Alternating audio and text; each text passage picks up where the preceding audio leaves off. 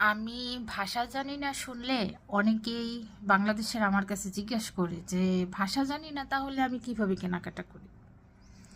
তো একটা কথা কি জানেন, বিদেশে কোনো কিছু কেনার জন্য না আসলে ভাষা জানতে হয় না। আপনি যাবেন, জাস্ট কিনে নিয়ে আসবেন।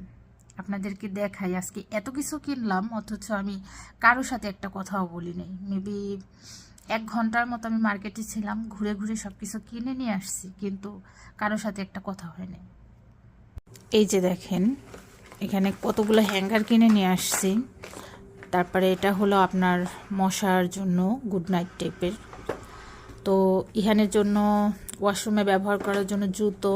আমি এখানে 2টা পর্দা কিনে নিয়ে আসছি। আসলে যেহেতু ঠান্ডা চলে আসছে, এখন একটু রুমের ভিতরে একটু ভারী পর্দা দিলে ঠান্ডাটা একটু কম লাগবে এর জন্য। আর এই যে লেবু, তারপরে এখানে পাং, এই যে আছে আমার বানানা, সব থেকে আমার পছন্দের খাবার।